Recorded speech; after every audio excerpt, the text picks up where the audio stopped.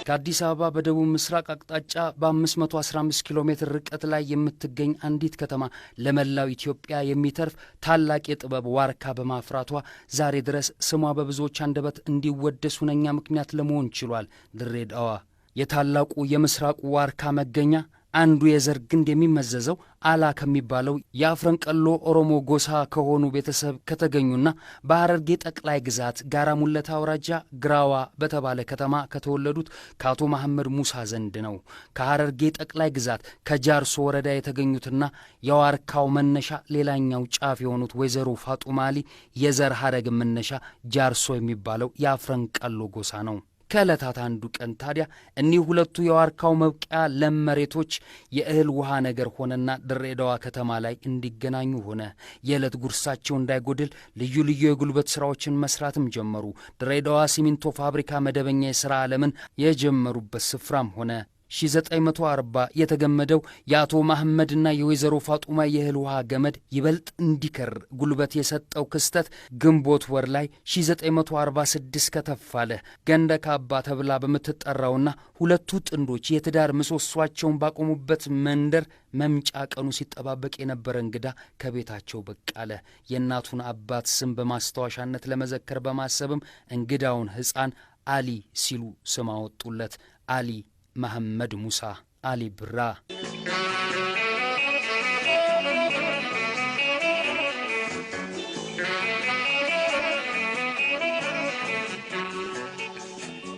ቀጠለ። በኋላ ደርም በአመታት ጉዞ ብላቴናው አሊ ትምህርት ቤትም ሆነ ሰፈር ውስጥ የሚታወቅበት አንድ ባህሪ ነበረው፣ ያለመታከት መስፈንና መደነስ። በየሴሚስተሩ መጨረሻ ከፈተና በኋላ ባዶ ክፍል ፈልጎ ለተማሪዎቹ የህንድና የአረብኛ ዘፈኖችን እየዘፈነ ያዝናናቸዋል። ከጓደኞቹ ጋር በመሆኑም የአካባቢውን ነዋሪ እያስከፈሉ ልዩ ልዩ ሙዚቃዎችን ያቀርቡ ነበር። ይህን የአሊን የሙዚቃ ፍቅር አምርረው የሚቃወሙ ሰዎች አንዱና ዋነኛው አባቱ አቶ መሐመድ ነበሩ። አረብኛ ተምሮ የሃይማኖት ሰው እንዲሆን የነበራቸውን ምኞት ከስሩ ተገዝግዞ ለመጣል በሚታገለው የሙዚቃ ፍቅር ልጃቸው ተጠምዶ ማየት ባይፈልጉም ጫና በማሳደር መንፈሱን ማወክ አልፈቀዱም። እናም ከልጅነቱ አንስቶ የተጣባውን የሙዚቃ ፍቅር ለማስታገስ የማይቦዝነው አሊ ያገኘውን አጋጣሚ ሁሉ ከመጠቀም ወደ ኋላ ብሎ አያውቅም። ይህም ብቻም አይደለም፣ አባቱ ከወላጅ እናቱ ጋር በፍቺ ተለያይተውም ነበር። እናም አሊ በእንጀራ እናት ማደግ የለበትም በማለት አባቱ አቶ መሐመድ ከባለቤታቸው ከወይዘሮ ፋጡማ ጋር ከተፋቱ በኋላ ሁለተኛ ሚስት አላገቡም። ሐሽሚ ከሚባል አነስተኛ የሰፈር ምግብ ቤት ኮንትራት ይዘው ምሳና ራቱን ቁርሱን ደግሞ ከሌላ ቦታ ገዝቶ እንዲመገብ ቢያመቻቹለትም ቤት ውስጥ የተዘጋጀ ምግብ ለመብላት የነበረውን ጉጉት ዛሬም ድረስ ያስታውሰዋል።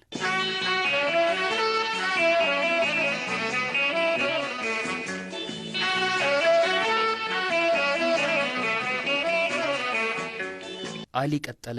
1957 ኡርጂ በከልቻ የሙዚቃ ቡድን ሲመሰረት ታዲያ የያኔዋ ድሬዳዋ ከ46,000 እስከ 50,000 የሚደርሱ ነዋሪዎችን በጉያዋ አቅፋ ታኖር ነበር። በኢኮኖሚ፣ በዘር፣ በሃይማኖትና በማኅበራዊ ኑሮ የተለያዩ ሕዝቦች ይኖሩባት የነበረችው ሆደ ሰፊዋ ድሬዳዋ አንዱን ከአንዱ ሳታበላልጥ ሁሉን እንዳመሉ ይዛ ለመዝለቅ የቻለች ታሪካዊ ከተማ ናት ዛሬም ድረስ። ኋላ ላይ አፍረንቀሎ በሚል መጠሪያ ቀየረውን የኦሮሞ ባህል ቋንቋና ማንነት ለማጠናከር የተመሰረተውን የሙዚቃ ቡድን የተቀላቀለው አሊ ጥረቱን አጠናክሮ እንዲቀጥል መልካም አጋጣሚ ፈጠረለት። በ1950ዎቹ መጨረሻ ድሬዳዋ የተለያዩ የሀገር ውስጥና የውጭ ሀገር ዘፈኖችን በዘመናዊ የሙዚቃ መሳሪያ የሚጫወቱና የሚያስተዋውቁ ብዛት ያላቸው የሙዚቃ ቡድኖችና የኪነ ጥበብ ባለሙያዎች ይኖሩባት የነበረች ከተማ ናት። በወቅቱ የኦሮሞ ወጣቶች ሸጎዬን በተለያዩ እስላማዊ በዓላት ላይ በየቀየው እየተዘዋወሩ በመዝፈን ባህላቸውን ጠብቆ ለማቆየትና ታሪካቸውን ለመዘከር ተጠቅመውበታል። ወጣቶቹ ሙዚቀኞች ከሚለብሷቸው አልባሳት አሊያም ጭንቅላታቸው ላይ ከሚያደርጓቸው ሪባኖች ቀለም በመነሳት ቀይ ለባሽ፣ ነጭ ለባሽና አረንጓዴ ለባሽ ተብለው የተሰየሙ የሙዚቃ ቡድኖች ተደራጅተው በተለያዩ የሰርግ ዝግጅቶች ላይ ሥራዎቻቸውን ማቅረብ ቀጠሉ። አሊ በዚህ ውስጥም አልጠፋም።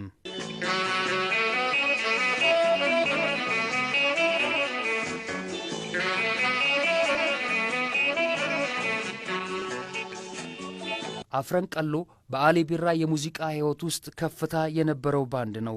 1 ዓመት በሞላው ጊዜ የቡድኑ አባላት መሰረታቸውን ለማስፋትና እነሱን የሚተካ ትውልድ ለማፍራት በማሰብ በተለያዩ መጠሪያዎች የሚታወቀውንና በወጣቶች የተሞላውን ሁለተኛውን የሙዚቃ ቡድን መሰረቱ። የአሊን ስር የሰደደ የሙዚቃ ፍቅርና ችሎታ በቅርበት የሚያውቁ የክፍሉ ጓደኞችም ሂሪያ ጃለላ አፍረንቀሎ ቡድን ወይንም አፍረንቀሎ የወጣቶች ቡድን የሚል የተለያዩ መጠሪያዎች የሚታወቀውን የወጣቶች የሙዚቃ ቡድንን እንዲቀላቀል ሀሳብ አቀረቡለት። የሙዚቃ ቡድኑን ለመቀላቀል የሚጠየቀው የመመዝገቢያ ክፍያ 1 ብር ቢሆንም አሊ በኪሱ የነበረውን 35 ሳንቲም ከሰጠ በኋላ ቀሪውን ደግሞ ሲያገኝ እንደሚከፍል ቃል ይገባል። አሊ መሐመድ ሙሳ፣ ኢብራሂም መሐመድ አደም፣ አቡበከር መሐመድ አደም፣ አሊ አብዲ ጀማ፣ ኤልያስ ኢብራሂም ቡሮ፣ ኢብራሂም ዮሱፍ ወይም ሂሜ፣ አብዶሽ አብራ፣ አብዱሰላም የሱፍ፣ ኤልያስ የሱፍ አደምና ካሊድ በከር ኡስማን በዚህ ወቅት የነበሩ የሙዚቃ ቡድኑ አባላት ነበሩ።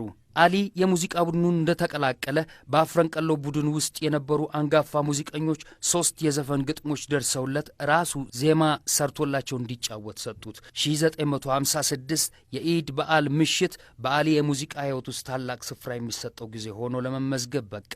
ቢራ ዳምበሬ የሚለው ሙዚቃውን ይዞ ለመጀመሪያ ጊዜ መድረክ ላይ ብቅ አለ። ተመልካቹ አድናቆቱን ያለ ስስት አጎረፈለት። በቡድኑ ውስጥ ሌሎች አሊዎች መኖራቸውን የሚያውቁ አድናቂዎች አሊ ከተጫወተው ሙዚቃ በመነሳት አሊ ቢራ ብለው መጥራት ጀመሩ።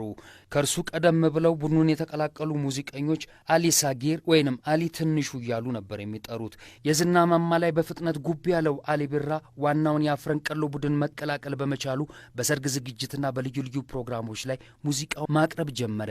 የሂሪያን ጃለላ ታዳጊ ወጣቶች የሙዚቃ ቡድን አባላት ግን ብዙ ርቀት ሳይጓዙ ተበታተኑ። አሊ ግን በሙዚቃ እንደጸና በሷው መስመር ቀጠለ።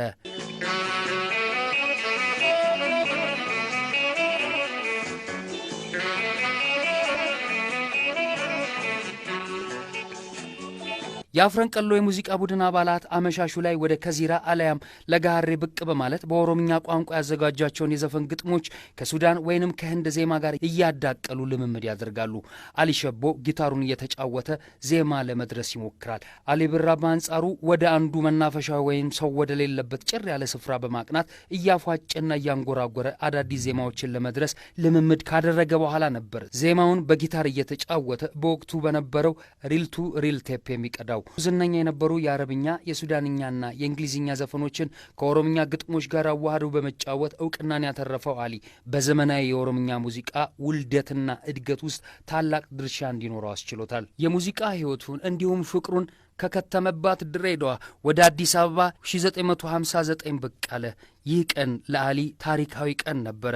ኑሮውን በአዲስ አበባ እቅፍ ውስጥ ካደረገ የሰነባበተው አሊ ከውስጥ አውጥተህ ከአደባባይ ካለዋልከኝ እያለ በነጋ በጠባ የሚጎተጉተውን የሙዚቃ ፍቅሩን የሚያስታግሰው ወዳጆቹን ሰብሰብ አድርጎ በማንጎራጎር አሊያም በእንግድነት ተጠርቶ በሚሄድባቸው ግብዣዎች ላይ በመስፈን ነበር። ይህንኑ የተለመደ ሱሱን ለማስታገስ ድምፁን ዘለጋ አድርጎ እየዘፈነ ሳለ ክቡር ዘበኛ ውስጥ ይሰሩ የነበሩና ኮሎኔል ጣሂር ኤልተር የተባሉ ሰው ሁኔታውን በፍጹም መደመም ከተመለከቱ በኋላ በክቡር ዘበኛ የሙዚቃ ኦርኬስትራ ውስጥ እንዲቀጠር ሊረዱት እንደሚችሉ ቃል ገቡለት። አሊ በጥልቅ ደስታ ተዋጠ። ኮሎኔሉ ቃላቸውን አክብረው የድምፅ ፈተና እንዲፈተን በወቅቱ የኦርኬስትራው ኃላፊ ወደ ነበሩት 50 አለቃ ሳሌ ደጋጎ በኋላ ኮሎኔል የሆኑት ሙያተኛ ዘንድ አቀረቡት። አሊም ጊታር እንዲሰጠው ከጠየቀ በኋላ አንድ ዘፈን ተጫወተላቸው። ከመድረኩ እንደወረደ ቁርጡን እንደሚነግሩት በጉጉት ይጠብቅ የነበረው አሊ ውጤቱ ተደውሎ እንደሚገለጽለት ሲነገረው ለዓመታት በስስት ጠብቆ ያቆየው ተስፋው በገደል አፋፍ ላይ ቆሞ ተመለከተው። በዚያው ዓመት አዲስ ዓመት ላይ አሊ ለቀናት በጉጉት ሲጠባበቅ የነበረው የስልክ ጥሪ የምስራች ይዞ ከተፋለ። በአዲሱ ዓመት የመጀመሪያው ቀን የክብር ዘበኛ በሚያቀርቡት የአዲስ ዓመት ዝግጅት ላይ የመድረክ ፈተና እንደሚሰጠው የሚያበስር መልእክት ነበር። በነጋታው ራሱን ለወሳኝ የህይወት ፈተና አዘጋጅቶ ተራው ደርሶ እስኪጠራ የተባለው አዳራሽ ውስጥ በተረበሸ ልብ ለሰዓታት ቁጭ ያለው አሊ በስተመጨረሻ ላይ በጊዜ የመጣ በምክንያት ዝግጅቱን ማቅረብ እንደማይችል ተነገረው። ፍጹም ያልጠበቀው ዱብዳ ቢሆንበትም ሰርክ ከጎኑ የማይነጠለውን ተስፋውን እንደታቀፈ ወደ መኖሪያ ሰፈሩ አቀና።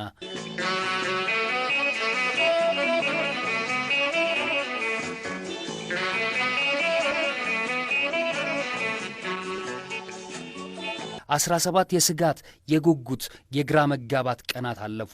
በአሊ ዘንድ እጅግ የተናፈቀችው ቀንም ደረሰች። መስከረም 1959 የመስቀል በዓል ዕለት ሰርክ እንደሚያደርገው በዓሉን አስመልክቶ በሲኒማ ራስ በተዘጋጀ ልዩ ፕሮግራም ላይ አሊ የሙዚቃ ስራውን እንዲያቀርብ ተደረገ። በአሊ ሙዚቃ ቀልባቸው የሸፈተው ተመልካቾች ቢስ ቢስ እያሉ የድገሙልን ጥያቄያቸውን በፉጨትና በጭብጨባ አጅበው በማቅረባቸው አሊ ደግሞ ደጋግሞ በመድረኩ ላይ ናኘበት። በዚያን ቀን ባቀረበው የተሳካ ስራ ምክንያት አሊ በክቡር ዘበኛ ኦርኬስትራ ውስጥ በዚያው ዓመት የመቀጠር አጋጣሚውን አገኘ። ክቡር ዘበኛ ኦርኬስትራ ቆይታውም ታዋቂ የሆኑት የኦርኬስትራው ዘፋኞች እነ ብዙነሽ በቀለ፣ ጥላሁን ገሰሰና መሐሙድ አህመድ ጋር በአንድ መድረክ ላይ መስፈን በመቻሉ ደስታ ቢሰጠውም በኦርኬስትራው ያሳለፈው ጊዜ ግን በብዙ ፈተናዎች የተሞላ ነበር። የ70 ብር የወር ደመወዝተኛው አሊ ድንገት ከተፍ ባለለት ጊዜ እጇን ዘርግታ በተቀበለችው አዲስ አበባ ላይ መሰረታዊ ፍላጎት ከማሟላት ባለፈ ዘና ብሎ ለመኖር የሚያስችል ሁኔታ ሊያገኝባት አልቻለም። እናም ከሙዚቃ በተለየ በሌላ ሥራ ወደ አዋሽ ተጓዘ። እዚያም ከራርሞ ወደ ተለያት ሙዚቃ ዳግም በ1962 ወደ አዲስ አበባ ተመለሰ። ከዕድሜ ጋር ብስለትን የሰጠው የሙዚቃ አቅምም ለአንድ ዓመት ያክል በየተጠራበት ቦታ እየሄደ በመስፈን ሕይወቱን ለመግፋት የተገደደው አሊ ጋር ነበር። ዕድልም እንዲሁ በቀረበችው በአንዱ ቀን ታዲያ ሀራምቤ ሆቴል ውስጥ በሳምንት ለ3 ቀናት ምሽት ላይ እንዲጫወት ጥያቄ ቀረበለት። አሊም በቶምቶም እየታጀበ በተለያዩ ቋንቋዎች ሙዚቃዎችን እየተጫወተ የታዳሚውን ቀልብ ጠልፎ ማስቀረጥ ጀመረ። አድናቆት እንደ ጅረት ውሃ ያለማቋረጥ ፈሰሰለት። እነ ሌተና ጀነራል አማን ሚካኤል አምዶምና የውጭ ጉዳይ ሚኒስትሩ ከተማ ይፍሩን የመሳሰሉ ታላላቅ የመንግስት ባለስልጣናት ሳይቀሩ ባሌ ብራ የሙዚቃ ሱስ ተያዙ። የአሊን ዝና የሰማ አዲስ አበቤ የአበባ መዓዛ እንደጠራው ንብ መዳረሻው ሀራምቤ ሆቴል ሆነ። በኦሮምኛ ቋንቋ የዘፈነ የሆቴሉን ታዳሚ ማስደሰት መቻሉ ከአድናቂዎቹ ጭብጨባና ሽልማት ይልቅ የአሊን ልብ ማሸነፍ ቻለ። 1968 መጀመሪያ አካባቢ የአሊ ቢራ ዝና በአዲስ አበባ አየር ላይ በስፋት የናኘበት ጊዜም ነበር። የሱቁል ኢላቂ የሙዚቃ ቡድን አባላትን ከድሬዳዋ ካስመጣ በኋላ በዛምቤዚ ክለብ አብረው መስራት ችለዋል። አባለፋ የተሰኘው ከቡድኑ ጋር የመጀመሪያ የሆነውን ያስቀረጸው ኪቦርድ፣ 2 ሊድ ጊታር፣ ቶምቶምና ፐርክሽን ብቻ ከነበረው ከአዱ ብራ ባንድ ጋር በብስራት ወንጌል ሬዲዮ ጣቢያ ነበረ። ይኸው አልበሙ እሹሩሩና ሲንበርባዳ ሆጉ የተሰኘ ተወዳጅ ዘፈኖቹን ያካተተ ነበር።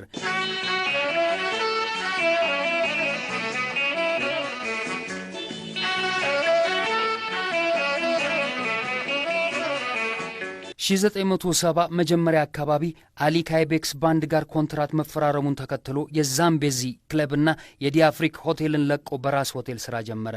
በወቅቱ የደንበኞቹ ቁጥር በመቀነሱ ምክንያት የአይቤክስ ባንድ በራስ ሆቴል የሚያቀርበውን ዝግጅት ቅዳሜ ማታ ብቻ ለማድረግ ተገዶ ነበር። መሐሙድ አህመድና ሌሎች ስመጥር ሙዚቀኞችን ያቀፈው አይቤክስ ባንድ አሊን ማግኘቱ የተቀዛቀዘውን የሆቴሉን ደንበኛ በማነቃቃት ገቢው ከፍ እንዲል ማድረግ እንደሚቻል በማመን ነበረ 1000 ብር የወር ደመወዝ ሊከፍሉት የተስማሙት። አሊ የሥራ ስምምነቱን ከመቀበል ባለፈ በአጭር ጊዜ ውስጥ በ200 ብር የአይቤክስ ሙዚቃ መሳሪያዎችን አክሲዮን መግዛት ቻለ። 1972 ላይ የአሊና የአይቤክስ ባንድ ወዳጅነት ጠንክሮ አማሌሌ የሚል መጠሪያ የተሰጠውን ለእርሱ 4ኛ ከባንዱ ጋር የመጀመሪያ የሆነውን አልበም ለገበያ በቃ። የአልበሙ መጠሪያ የሆነው አማሌሌ ዘፈን አሊ ባደገበት በምስራቁ የአገሪቱ ክፍል የሚዘወተር ባህላዊ ዘፈን ሲሆን አሊና መሐሙድ አህመድ በኦሮምኛና በአማርኛ እየተቀባበሉ በዘመናዊ መልኩ ሊጫወቱት ችለዋል። አይቤክስ ሙዚቃ ቤት ደግሞ አሳታሚና አከፋፋይ ነበር።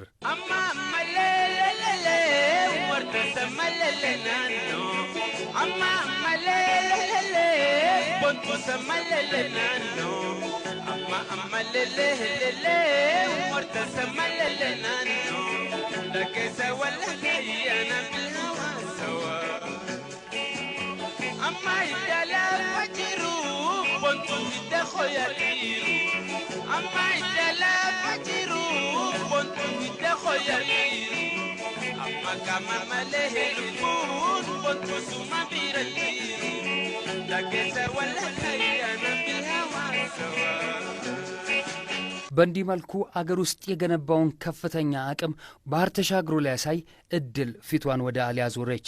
ነገር ግን 1977 ላይ አሊ በሁለት የህይወት አቅጣጫ ግራና ቀኝ የተወጠረበት ፈታኝ ጊዜ ነበረ።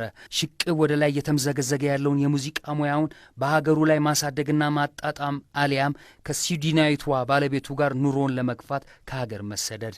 እነዚህ ሁለት ምርጫዎች ከአሊ ፊት ተገሽረው ውሳኔውን ይጠባበቃሉ። የአሊ ሁለተኛ ባለቤት ቤርጊታ ስትሮም በኢትዮጵያ ውስጥ የነበራትን የዲፕሎማቲክ ተልእኮ አጠናካ ለሌላ ተልእኮ ወደ ሰሜን አሜሪካ የምትሄድበት ጊዜ በመድረሱ ነበር አሊ እሷን ተከትሎ በመሄድና ባለመሄድ አጣብቅኝ ውስጥ ሊገባ የቻለው። ሀገሩ ያለችበትን ፈታኝ ሁኔታ ችላ ብሎ የራሱን የግል ኑሮ ለማደላደል ወደ አሜሪካ ለመሄድ ማሰቡ በቃላት መግለጽ የማይቻለው የክህደት የጥፋተኝነት ስሜት እንዲሸነቁጠው ቢያደርገውም እግር በእግር እየተከታተሉ ሊያጠምዱት ከሚፈልጉ የደህንነት ሰዎች መራቁ በአንጻሩ እፎይታ እንዲሰማ አድርጎታል። የአሜሪካ ህልም እየተባለ በተደጋጋሚ ይሰማ የነበረውን ሕይወት ለማጣጣም አጋጣሚውን በማግኘቱና ከዲፕሎማት ባለቤቱ ጋር የስደት ኑሮን ለመቅመስ በመወሰኑ ጓደኞቹ ዘመዶቹና የሥራ ባልደረቦቹ ድል ያለ ግብዣ ካደረጉላቸው በኋላ አሊና ባለቤቱ እንደ አውሮፓውያን አቆጣጠር በሚያዝያ 27 1984 ወደ አሜሪካን በረሩ። በዚህ መልክ ሀገር የወጣው አሊ በባህር ማዶ ለረዥም ዓመታት ኖረ ከሙዚቃ ጋር። ከዚያም ወደ ሀገሩ ተመለሰ፣ አሁንም ከሙዚቃ ጋር። እርጅና ቢጫጫ ነው አሊ ዛሬም የሕይወታችን ትዝታ የሆኑ ሥራዎችን ሰጥቶናል። እናመሰግናለን።